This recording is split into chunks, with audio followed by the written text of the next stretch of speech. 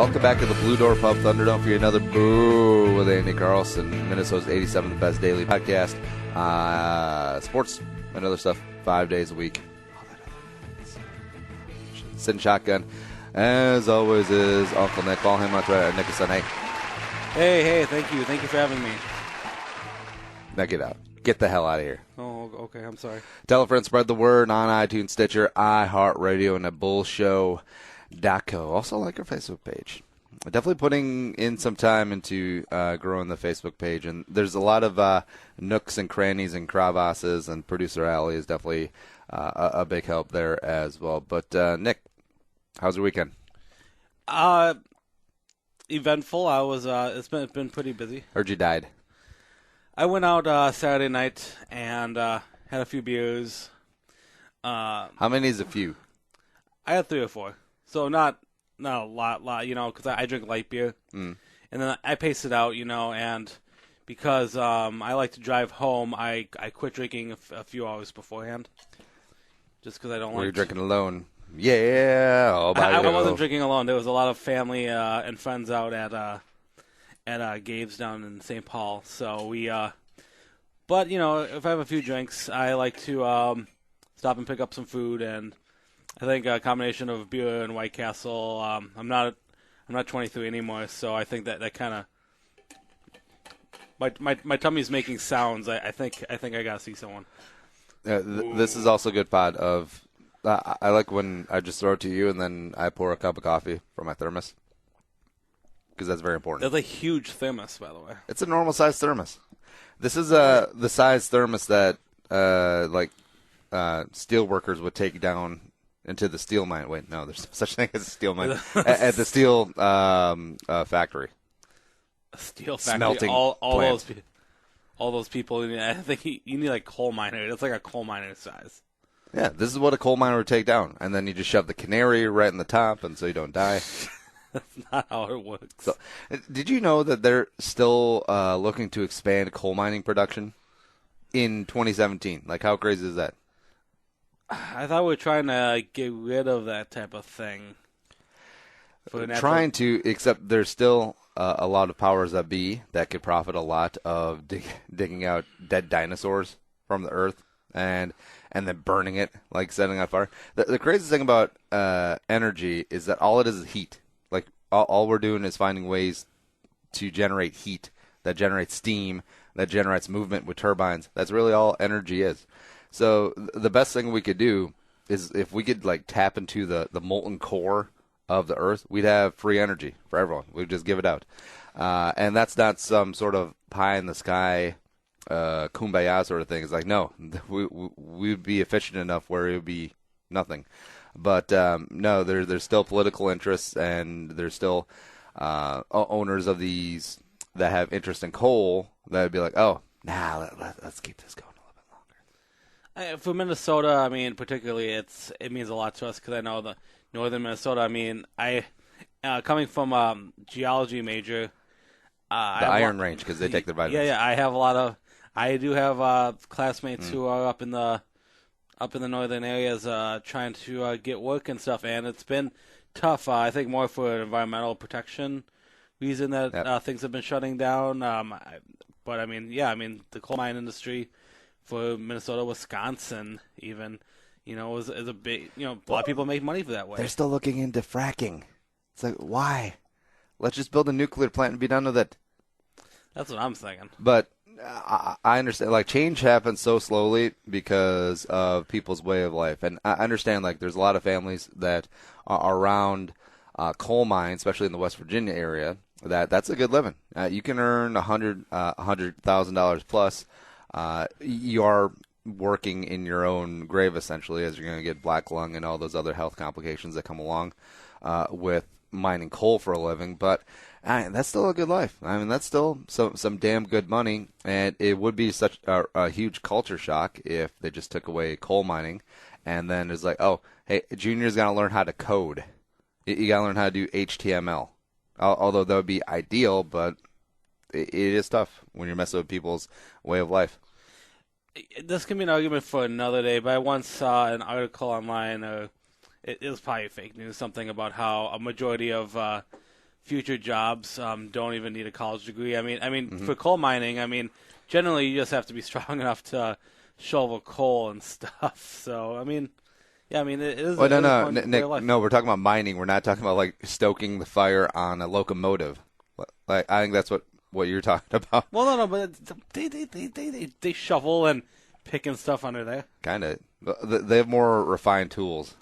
I don't think so. I'm judging it from movies I've seen in the 50s. Nick, coal mining is not Zoolander. Papa, I think I have the black lung.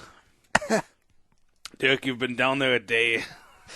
I think it's like that. Speaking of fake news, I feel like the most gullible people with fake news are from the ages of 35 to 55, especially on Facebook, where I've seen like my great aunt or like older family members just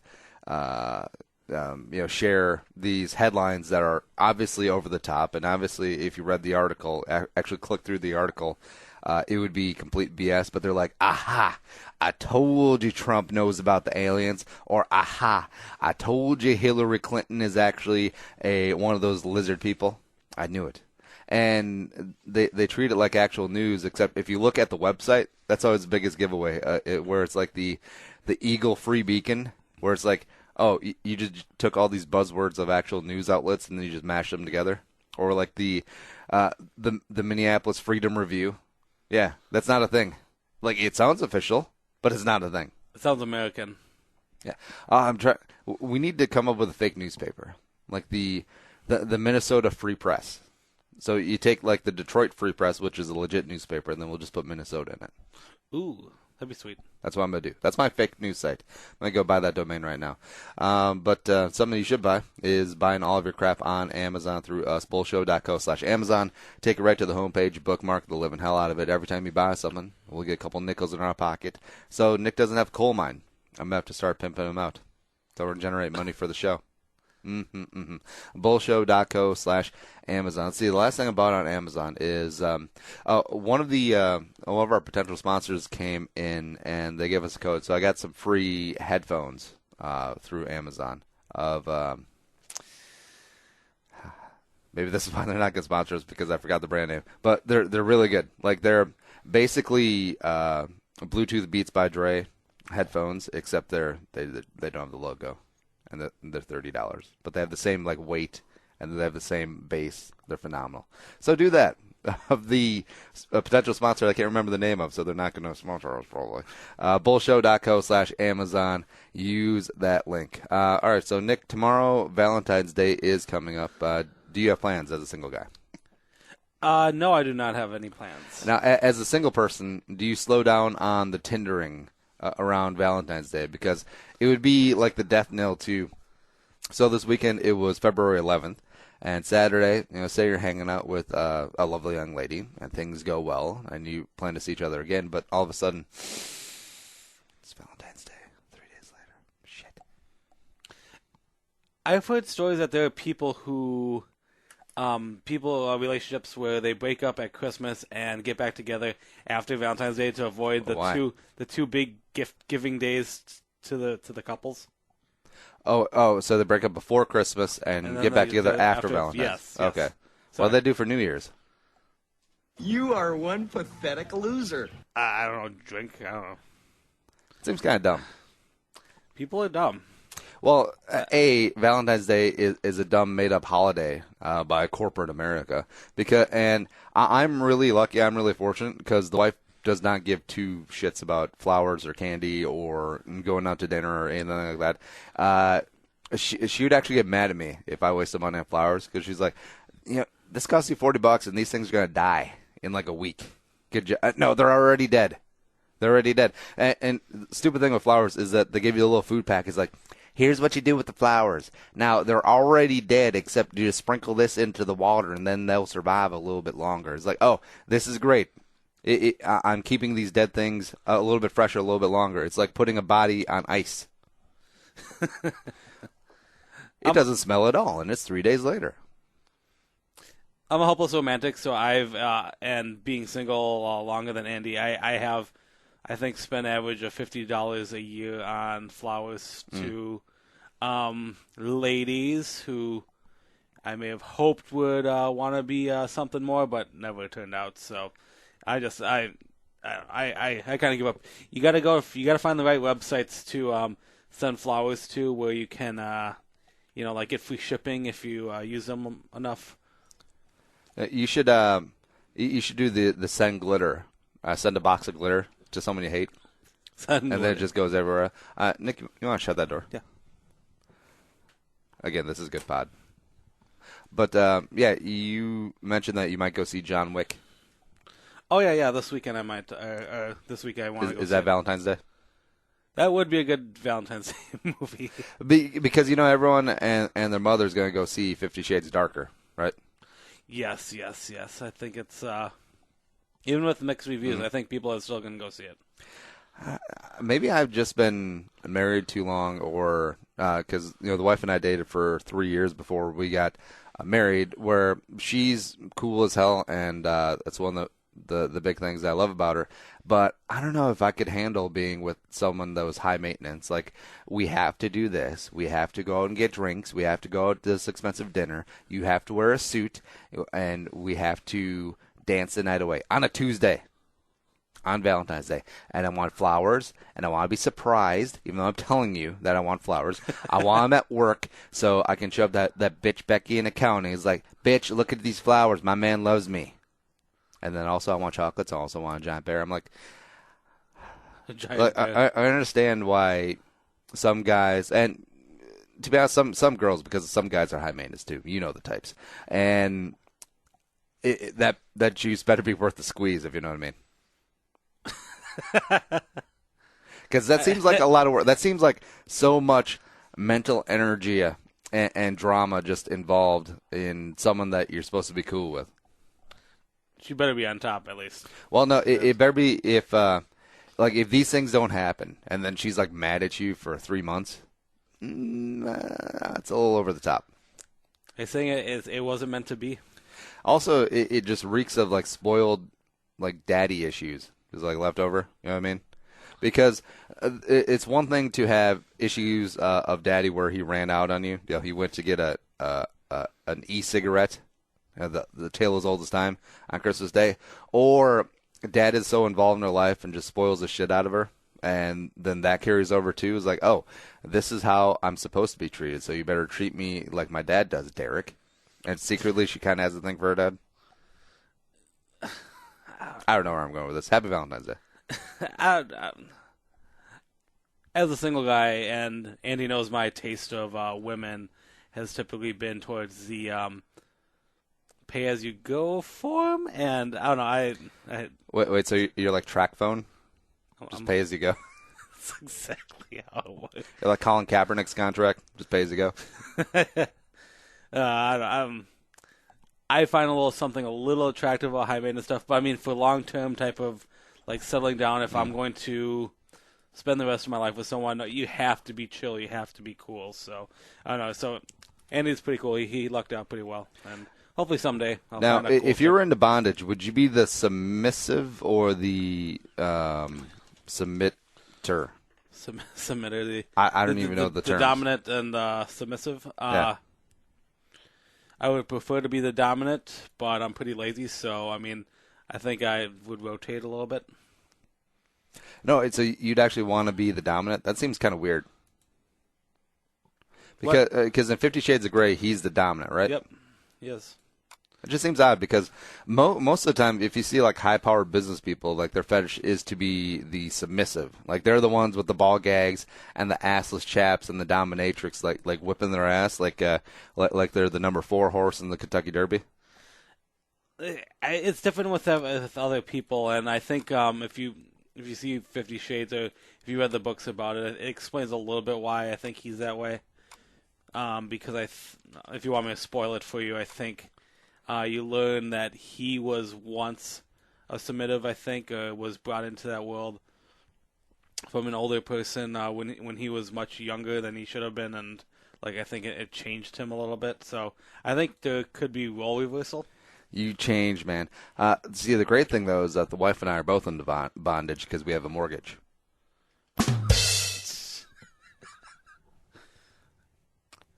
I'm really glad you were going that way because I did not want to hear something like I did not want to hear. Production value. Now, I could see the appeal of, no, anyways, of being dismissive. Ball gag. Making a smooth transition to UFC 208 that went down on Saturday.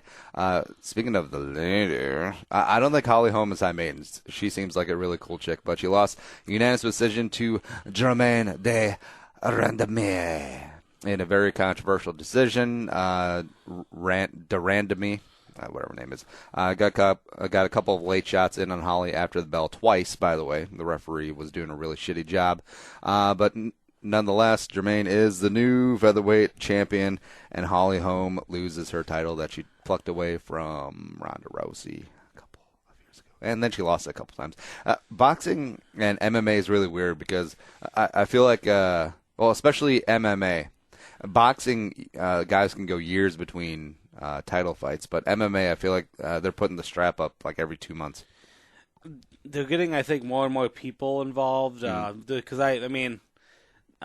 my roommate loves UFC fighting and follows it. I mean, there's just a lot of people that I think can rotate maybe every other month or every 3 months. So, even though there's like fights every month, it's not always the same name. Yeah, I always think it's funny that there's a UFC event like every month, and that's also awesome, but also it takes away the luster a little bit. But yeah, like you said, there is a rotation, and guys can go 10, 15 UFCs between fighting. And is it weird watching women fight? I don't think so. No, no. Not gonna lie, I kind of like it. Because there's some, there's something very primal just about ultimate fighting in general and mixed martial arts, where it's like, hey, we're gonna put two people in the ring in their underwear with gloves, and they're gonna fight until someone is the best, until someone is basically knocked unconscious or time runs out. There's something very primal that scratches like that itch in the back of your mind. Oh no, it's definitely caveman-esque. And it's definitely becoming the new thing. I know we've talked on other shows before about how boxing I remember from the 90s, obviously being born in the 80s, don't know anything before that, but boxing was such a big thing, and UFC fighting, this mixed martial arts stuff really wasn't a thing, wasn't televised as much, and it's evolving from boxing, and this is the new kind of niche. I mean, who knows how long this will last, though. I think this will be around for quite a while. But I kind of want to see what else can happen, I mean, you go from, boxing, which is just, your arms and fists, to UFC fighting, which, grappling and submission holds and, definitely some strong striking. When are we going to start seeing some weapon fighting, See, that's what I've put forward, because I feel like a lot of guys break their feet or their fibulas, as Anderson Silva, who we'll talk about here shortly, did famously a couple of years ago. And when they spar, like when they're practicing, when they're just rolling with each other, they wear shin guards. And I feel like that's smart. I feel like they should have shin guards in the ring, but if you knock off your opponents, you can use it as a weapon and you can beat them with it. You're like a dog with a newspaper. Bad Anderson Silva. The one thing, as I said, I don't know too much about UFC fighting is financial stuff. I mean, boxing, it's truly televised. You know how much Pacquiao and Mayweather got for their fights easily. UFC, I mean, I don't think is anywhere as high as professional boxing is, and it makes me wonder how these people afford their lifestyle. I think Ronda Rousey is the one example off the top of my head who's going mainstream with a movie career. And McGregor's up there. McGregor's definitely has more of a persona of a boxer. Okay. Like back in the day when guys were larger in life. But you can see that boxing pay-per-views are going down and UFC pay-per-views are going up. Eventually they'll cross-section. They're not quite there yet when it comes to the marquee events. And that's why I feel like they're talking about the McGregor-Mayweather potential fight. And everyone's talking about like Mayweather will destroy McGregor. I think that's going to be a lot closer than people think, because McGregor does have a more of a traditional boxing background, and he is extremely unorthodox. He can fight ambidextrously. And Mayweather, he's not a knockout guy. He's a defensive fighter. And so it's not like Mayweather's going to go in there and clean Connor's clock. Connor's like, yes, I've never come up against anything like you in the Ultimate Fighting Championship. He's like, McGregor, you're so good, except you can't kick me in the head. Yeah. I don't have to worry about that. I have to worry about your giant pillow gloves that you fight defensively with. So when the odds come out, Floyd will probably be a 4-1 favorite. I mean, I'll bet on McGregor. That'll be very interesting. I don't know about the. Because do you remember the Pacquiao Mayweather fight? And people were so pissed. Like a lot of non-boxing fans, bought the pay-per-view or went out and saw it at a bar, and everyone was so pissed because they were expecting like a Tyson Holyfield type boxing match, but no, like Pacquiao was past his prime, and he had a shredded shoulder. Oh, by the way, and Mayweather's a defensive fighter, so it was really just dancing.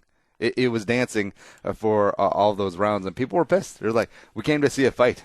Not some Filipino and 5'8" black guy dance. I have so many things I could say about this. Being Filipino, being a Pacquiao fan, having my dreams crushed. Like their ego was too much. Like if this fight happened 5 years earlier, it would have been an epic fight, and plus there would have been 2 other fights, which would have paid him a shit ton more money. But they were too short-sighted on that. But It is weird having a boxer being your national hero. Like I just watched the movie Hands of Stone about Roberto Duran and his relationship with Panama, and then I assume the Pacquiao and the Philippines is like 2x that. Yeah, it's pretty big. Even though Pacquiao doesn't like the gays.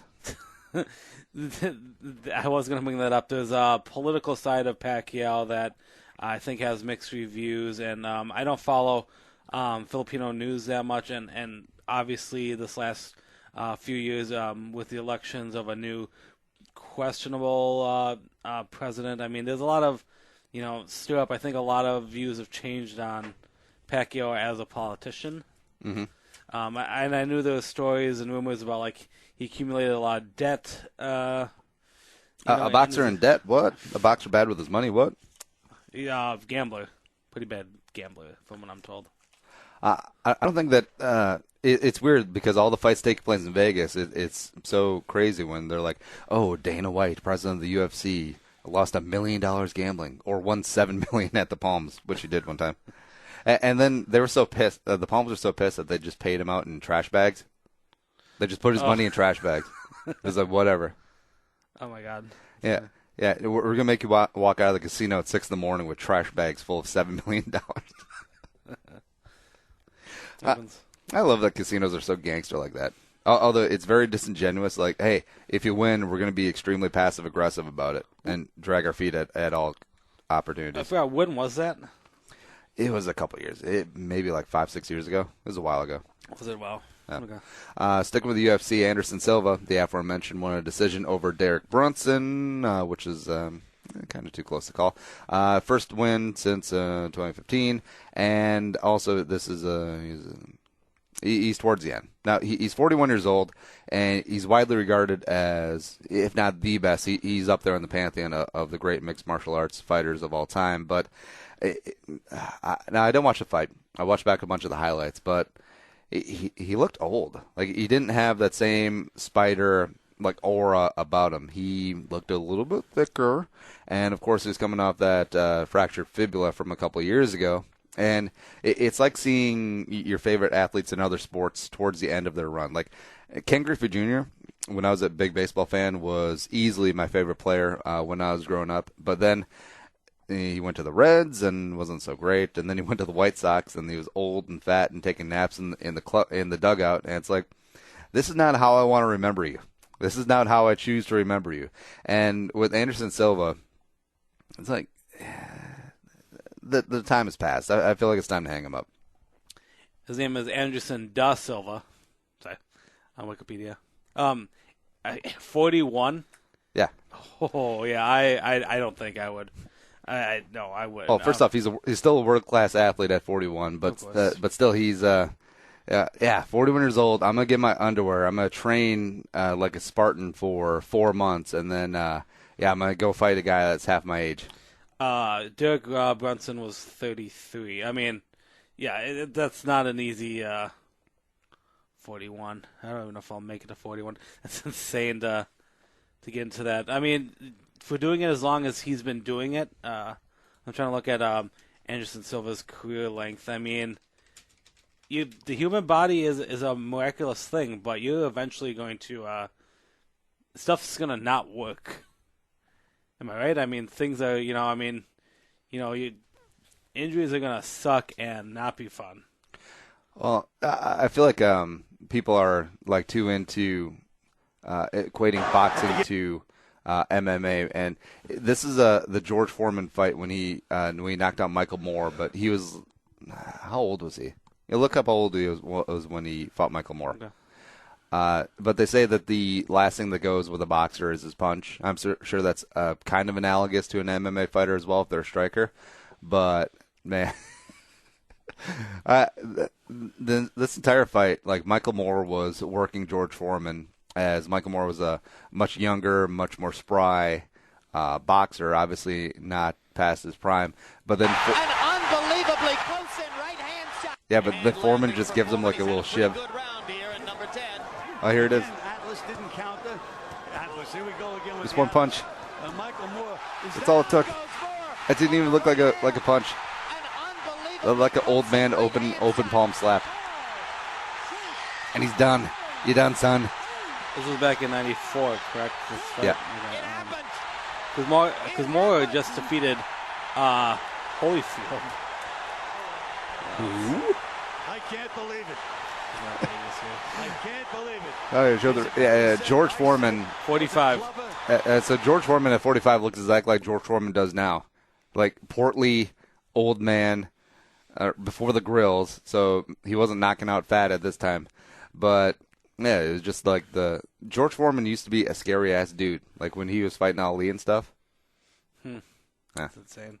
But it was Anderson Silva, please don't fight till you're 45. Because I could see that going badly. Going slow. Something that I could see not going badly is Blue Door Pub, baby. And, here's the thing. So their new Blue Sea of the moment is their world-famous Lumberjack Blue Sea. Backed by popular demand, here's what it is. Smoked Gouda, cayenne pepper, bacon, all inside the burger. And then covered with a little maple syrup coat on the outside. It's their most popular, and I've been told, because Andy has inside sources, that they won't put this Blue Sea on the regular menu because that's all that everyone will order. So there you go. Head on down to the 3 Twin Cities locations, Longfellow, St. Paul, and University on Como, and get the Lumberjack Blue Sea before it's gone or before Andy eats all of them. We'll be right back with more Boo Girls.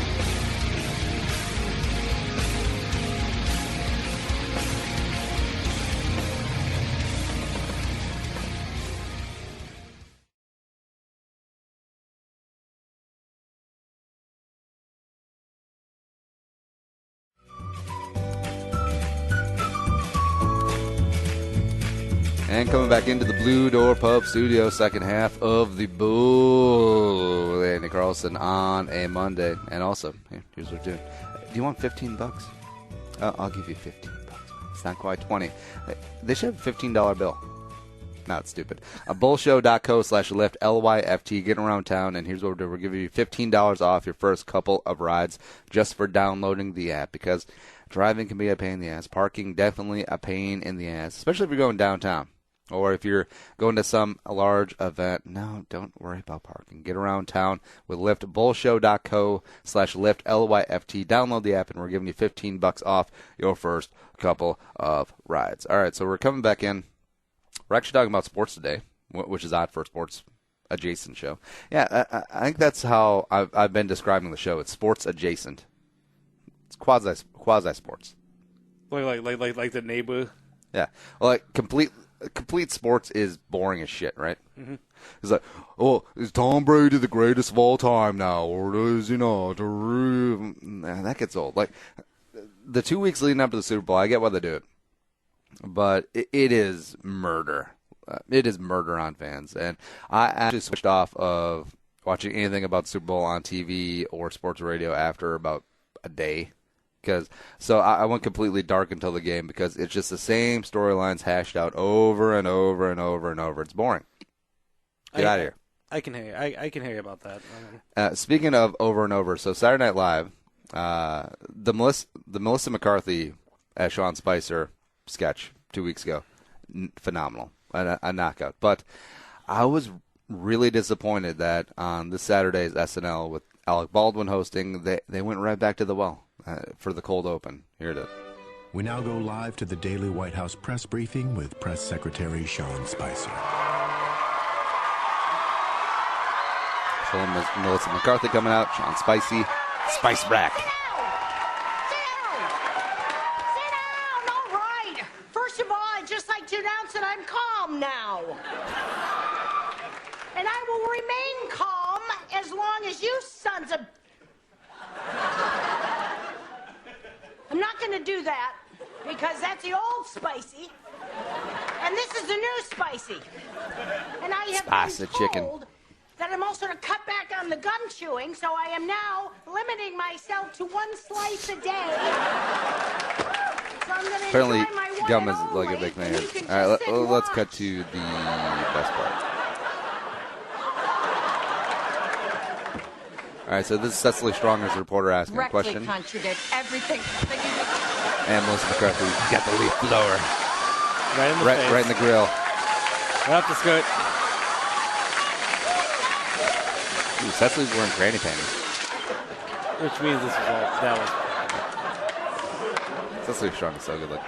Anyways, you get the gist of it. You've already seen it before, and that's why I'm kind of disappointed about it, because this is the exact same sketch as last time. I get it. It's a little bit formulaic, but especially the week after, as the first Melissa McCarthy, Sean Spicer sketch was probably one of the more popular sketches they've had in years. And just to go right back after it, sequels are never good. I didn't mind it at all. I think it's kind of funny. It's the same sketch. Similar. It's the same sketch. It's the exact same sketch. Is there something wrong with having the same sketch twice, though? Yeah, because it cheapens the greatness of the first one. It's like if they did Sweaty Balls Part 2.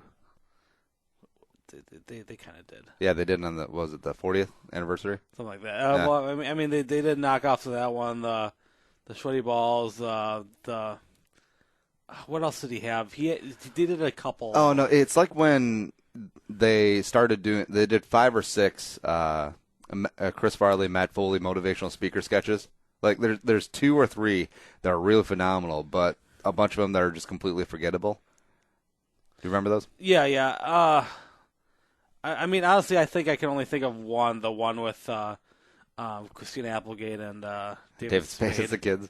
Yeah. Yeah. So I mean, listen, I think you could do the Sean Spencer one maybe one more time before it gets overused. Almost like I'm almost borderline thinking the Trump one, like overdoing Trump too much, might lose its flair as well. Now, as your father probably told you, my name is Matt Foley, and I am a motivational speaker. First off, I am 35 years old, I am divorced, and I live in a van down by the river.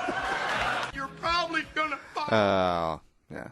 Anyways, I'm sure people thought it was fine, but I was just kind of like, fair. It's been done. I got to give it one more time before I would call it boring. One more time. Speaking of coming back, Kevin Durant came back to Oklahoma City on Saturday. The Warriors rolled into Oklahoma City. I was going to say, I don't even know what city the Thunder played, but Oklahoma City. Warriors rolled in a 130-114 in a game that wasn't even that close. Russell Westbrook, who obviously was the beneficiary of Kevin Durant leaving, scored his usual 47 and 11, and Durant put up an easy 34 and 9 as the Warriors just kind of rolled in, like whatever. But the thing stuck out to me is that the vitriol of OKC fans towards Kevin Durant is like, hey, you could have kept him around. You could have put a better team around him. But no, he decided to roll with a better team, got a better job, and he didn't want to be around Russell Westbrook anymore. And as we've seen, Russ is probably not the easiest person to get along with.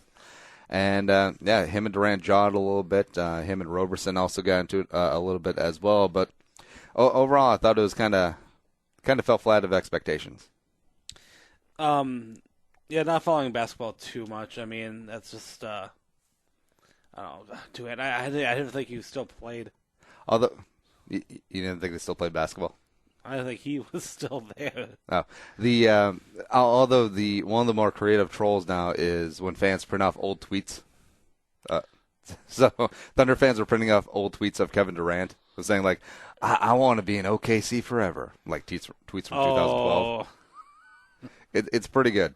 It's pretty great. But I saw a bunch of T-shirts with a cupcake, and it's a dig that Russell put out with Durant right after he signed with the Warriors, and then also the Coward T-shirts where it starts with a K instead of the C, and then the K and the D are a different color. Get it, KD, Coward.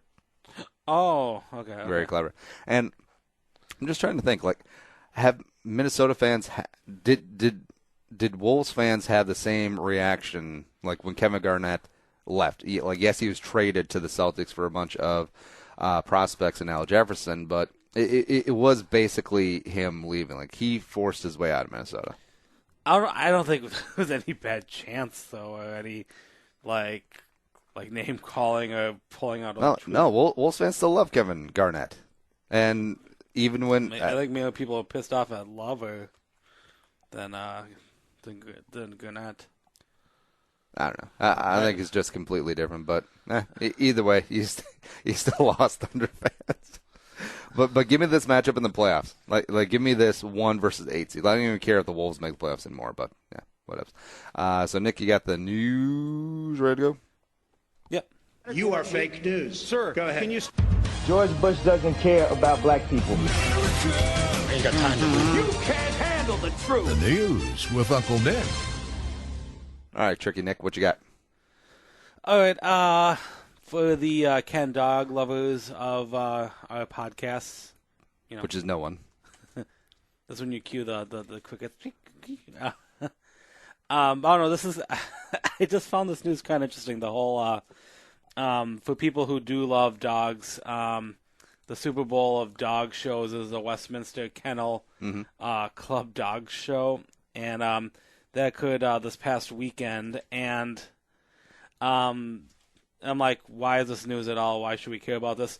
This is the first time they allowed cats into the show. Oh, why? I don't know. Not to participate in the show itself. I mean, obviously that stays with the dogs. But a lot of cats were there, I think, just to show up for just to have them to be there. I think I don't know, maybe just balance cats and dogs to share time. Why? It's a freaking dog show. Do dogs get to go to the cat show now? I don't know if it's even a cat show. You damn right, because no one wants to go see cats just roam around. Now, I feel like this is a proxy war for like gender equality and inclusion and everything like that, because it's like when the United States and the Soviet Union fought in Vietnam and Korea. It's like, oh, we're not fighting. We're just backing a side that's fighting here. So people are analogous of dogs to men and cats to women generally. And I don't know, when this happens, like, it's really stupid because you know that there's people rallying. It's like, well, at the dog show, why isn't there cats? Cats deserve to be included. Cats need to be included. It's why?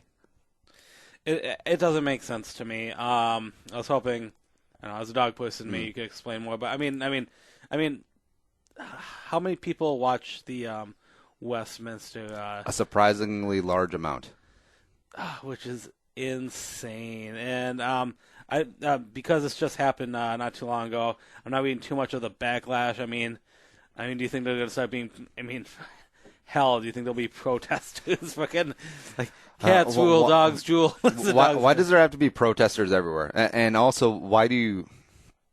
All right, so this is what frustrates me the most. Like, if you're going to protest something, if you're going to represent for a cause, have a definitive end goal. Like, there was a 2,000-person march in Minneapolis over the weekend. I forget what it was called, but there was no end goal.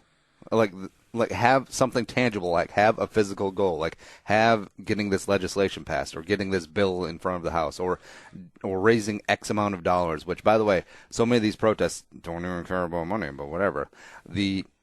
Why raise money and give it to worthwhile causes unless you can take a selfie with it and put it on Instagram to show that you're a good person at the rally, because that's all that really matters. Oh, we're talking about cats and dogs? Yeah, I swear to God, like, if there's protests about this, we've officially run out of problems. Like, throughout human history, we've always had to deal with barbarians at the gates, like actual barbarians, like not made up ones. Like, the Romans had to deal with the Celts and then the Germanic tribes coming down and beating the shit out of them and literally, like, raping their women, killing the children, and raping and killing the children. And those were actual tangible fears that you had to fight. But now, since we, as Americans, have conquered the world, essentially, we don't have to worry about that. So now we're just fighting each other about really stupid, trivial things. Like, all of that mental energy that the Romans put into worrying and then getting ready to fight off the Visigoths and whatnot, and now we've all channeled that into making sure that cats are included at the dog show. It's so stupid. First world problems? we need an alien invasion. Like, we all need to band together and fight the aliens, like in Independence Day. Like, that was the only thing that started world peace. Fighting the aliens. I'll send a message out in space. Yeah. Please invade us. Or, we need a centralized conflict that unites us. Or all. No, still the best SNL sketch ever, which you can't find anywhere. The presidential debate between Bill Pullman as the president from Independence Day versus Bob Dole. It's like, the average American thinks I did a good job against the aliens. Bob Dole. The average American is dead. Still the greatest. If someone can find that clip, please tweet it at me. And it's. Do you remember when you were watching things and watching things on TV, especially live TV, and it's like, I will never see this again. Like, I will never see this episode of Bonanza again. Mm-hmm. Oh, yeah. I kind of miss those days. Where you actually had to make an appointment viewing. It's like, oh, a very special home improvement. I need to watch this. Otherwise, I will never see this again. Unless it goes into syndication on TBS or something. That was before when we even understood syndication. Oh, TV Guide? Yeah, TV Guides, yeah. TV Guide and shit? I lived off my TV Guide in the 90s. Like, that's how I tracked things. There was no... The TV Guide channel was very amateurish. It wasn't like... normal Comcast or DirecTV where you can use your remote to channel through what's playing 3 days from now, scroll to the right. You were glued to the piece of paper little booklet of what's going on and the cheap little 2-line descriptions of the shows. I love when they started putting original programming on the TV Guide channel. They're like, oh, we got eyeballs, let's put a show on. Great. All right, what else you got?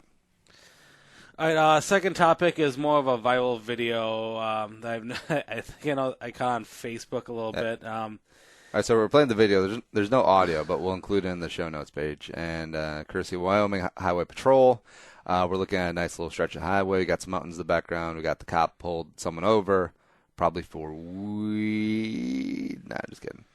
All right, so the cop, this is, looking back, and then you see semi coming up.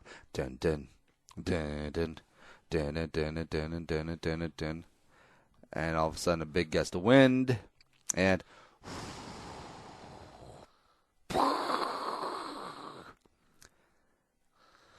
a semi tips over and onto a cop car. A cop car. And it's caught on, looks like a back cam of I love all the people just driving past it. They're like, someone will come. I mean, it's cops, right? It's cops. It's fine. I can't imagine the gust of wind being that freaking strong to take out a semi. Well, and that's what would worry me, especially when you're driving across open country where those gusts of winds are going to be big. And semis are relatively narrow wheelbase compared to like their height and like their surface area for that wind to hit on the side. So I imagine maybe not complete rollovers, but a lot of like fishtailing goes on, and those can be kind of scary even for the most professional drivers. Yeah, it's incredible the technology we have that can capture that video. Although it's completely fake, because you notice that the truck stopped right before it hit the car that was filming. Fake. No, I don't think it's fake. Photoshopped. No. All right, what else you got? All right, last bit of news over the weekend in St. Paul. Talking about Andy's favorite topic, demonstrations and protesting. There was some Planned Parenthood protests. There were for and against protests going on in the state capitol this weekend. I think it looks like the numbers here.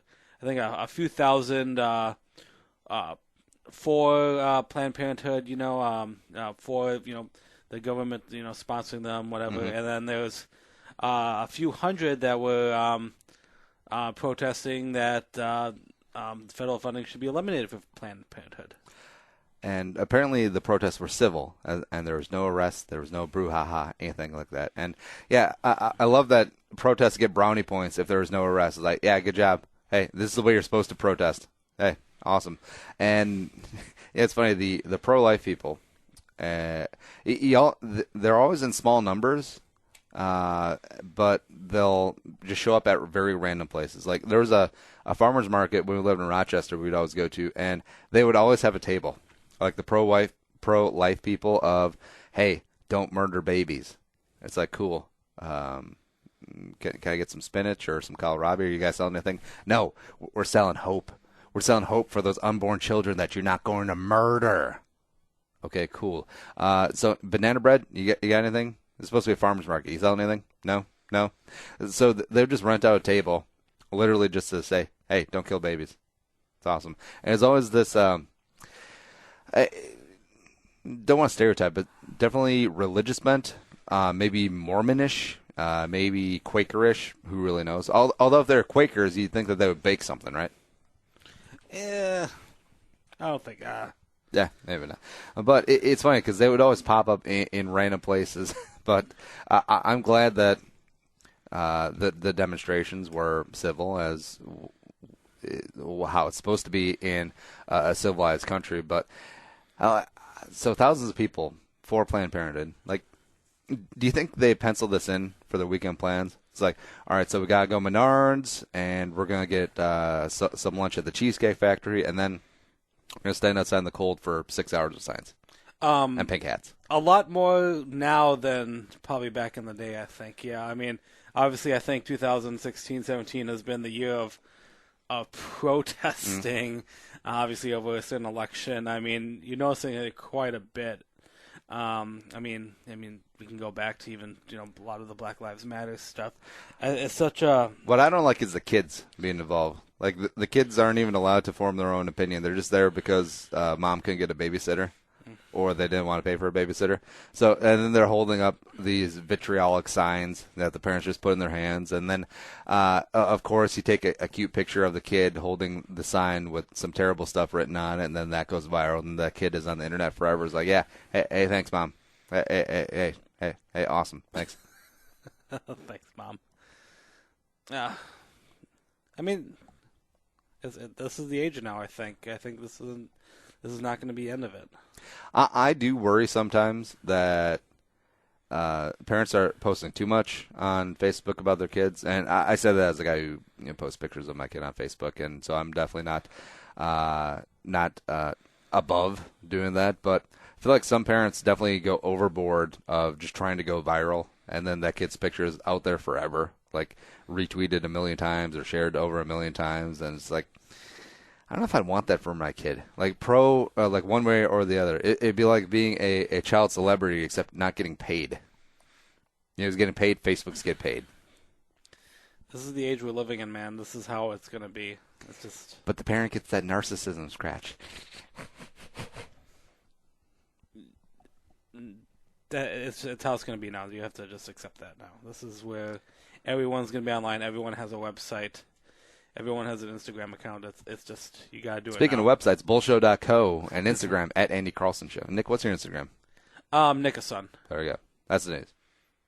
Oh, I suppose I have to have that up. You are fake news. Sir, go ahead. Can you... George Bush doesn't care about... Oh, no, that's the intro. Come on, come on, come on. Do I get outro music, please? Eventually. The news There with Uncle Nick. From the entire Channel 4 news team, I'm Veronica Corningstone. And I'm Ron Burgundy. Go yourself, San Diego. All right, Nick. What are your plans for tomorrow, Valentine's Day? Besides sneezing right in the microphone. Sorry. It's a normal work day for me. Tuesday nights, I usually don't have any plans. Tuesdays, I usually go and hang out with you at Blue Door, actually. So, I don't know. Nothing set. I have nothing set. Maybe just a quiet night at home. It's okay, Nick. We'll be at Blue Door Pub on Monday. We're recording with the Minnesota Skinny. He runs a beer podcast. So tune into that on Tuesday. It's going to be a good time. I think he'll have some choice things to say about the beer selection at Blue Door. I think he'll approve. Aww.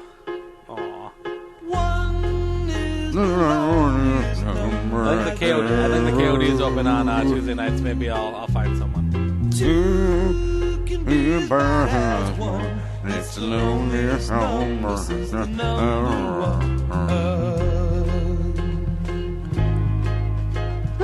Although Nick, sometimes I'm jealous of your singularity. My singularity? Yeah. My single life? But then I remember I have a great marriage and a great child and a great home. So then I'm not. But that is all. If you want to support the show, go to iTunes, Stitcher, iHeartRadio, download it, subscribe to our YouTube channel as well, and like us on Facebook. And follow us on Twitter. We're a Bull Show. Andy, Nick's at Nickason. I'm at Andy Carlson Show. And if you enjoy us, if you enjoy this nonsense, tell a friend, spread the word, add to the Jerome Army. Thanks, producer Allie, to make me not sound so stupid today. But for Nick, I'm Andy Carlson saying, Annyeong, sayonara, and bye-bye. We'll talk to you tomorrow.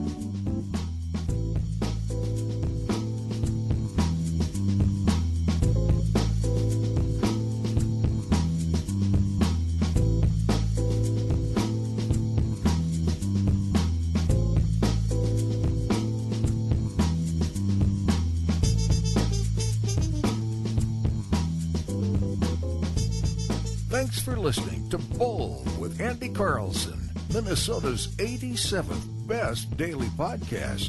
Download the show on iTunes. Everyone's middle name is Jerome.